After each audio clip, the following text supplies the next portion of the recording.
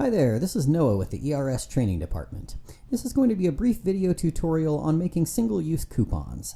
So let's get started by going to Admin, Order Config, Coupons. And let's go ahead and add a new one. One of the most common uses of single-use coupons in our system is to recapture incomplete orders. In case you're not aware, the ERS system will automatically email you after 20 minutes if a customer's been on your website and begun their order and entered in contact information but never completed the order. In a situation like that, it's easy to log into the system, find the customer in the CRM, and send them a templated email that they can use to conveniently complete their order. Oftentimes that email will include a single-use coupon to try to entice the customer to go ahead and complete their order. Now we'll go through the process of sending that email in just a few moments here, but first let's go ahead and create that single-use coupon to put in that email. Now the name is just for your own internal tracking purposes, so I recommend something that makes it easy to tell at a glance what this coupon is for. And the code can be whatever you want it to be.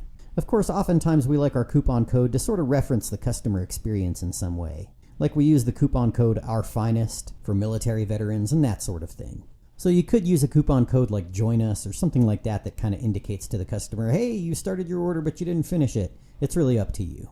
Now in the discount field, as with many other fields in our system, if you simply put down a number, it's going to be that flat dollar amount. And if you put a percentage symbol after the number, then it's going to take that percentage off of the total of the order. In this case, I feel like taking $10 off of an order won't hurt the business too badly and entice enough customers to complete their order that I think that's a pretty good number.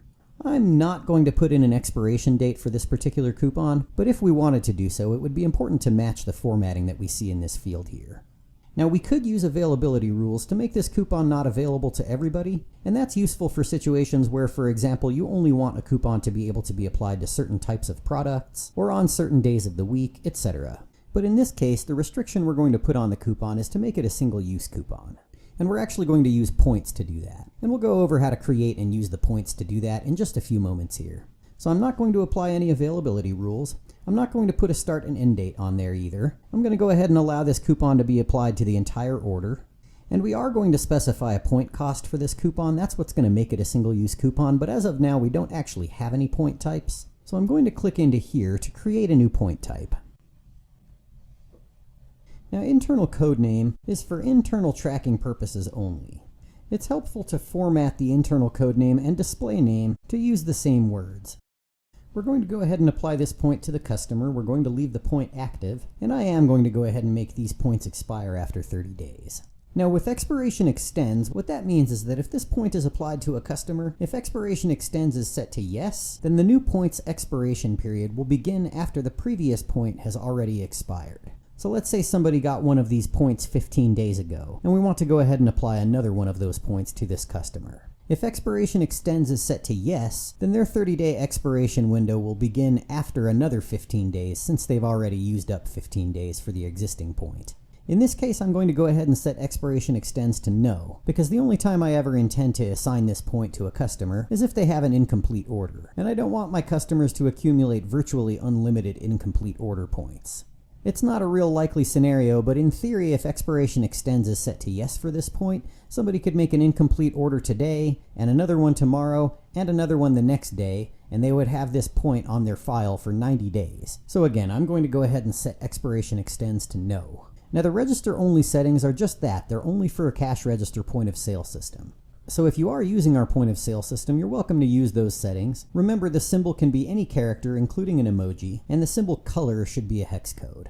And if you're not sure what the hex code is for the color that you're looking for, a quick Google search will tell you. Alright, so this is good to go. I'm going to go ahead and submit. And I'm going to go ahead and choose this point type. I'm going to specify a cost of 1 point, and I'm going to leave this drop-down menu set to redeem. And what that means is that if this customer uses this point, the point goes away after they've used it. They spend the point in essence. Verify doesn't remove the point after the customer uses it. It just verifies that the customer has the point. In this case, redeem makes this a single-use coupon. The customer will use the coupon code, which will cost them their point, which means they won't have any more incomplete order points after they've used the coupon. So again, I'm going to leave this on redeem, and I'm going to go ahead and submit. Alright, so we've created our coupon. So let's imagine ERS sent me a notification that I've got an incomplete order. And let's go through the process of sending the customer an email to try to recapture that incomplete order using this coupon code.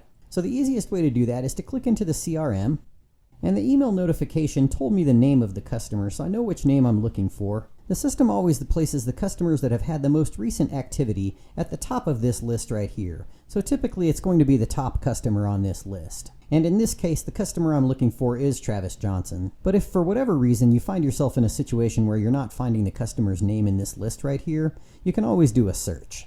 So again, in this case, it is Travis Johnson I'm looking for, so I'm going to go ahead and click into his customer profile.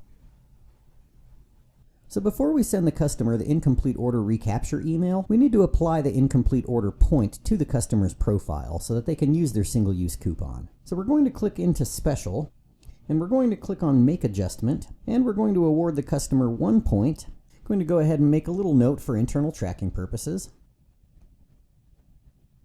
And I'm going to scroll down to the bottom of the screen where I will see the incomplete order. I'm going to go ahead and find the email address and click on it. And my list of templates is going to come up. I'm going to choose the incomplete order recapture template.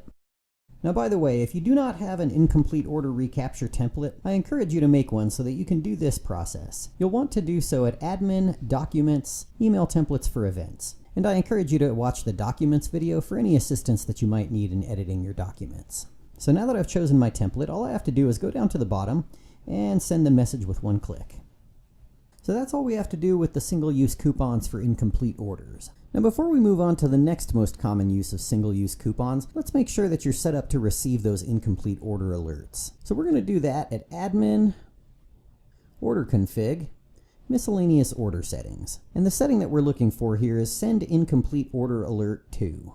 As we can see here, this setting does support merge fields, so the company email merge field that you see here is a good idea for most situations, because if you ever change your company email address, it'll still send it to the correct one. But of course you can manually enter in your company email address or any other email address that you'd prefer those notifications to come to. Make sure if you do make any edits to go down to the bottom of the screen and click Save. Now the other most common use of single-use coupons is to offer the customer a discount on a future order if we made a mistake on a previous one. And the process for creating that single-use coupon and sending the customer the email with their coupon code is the same as the process for the incomplete orders.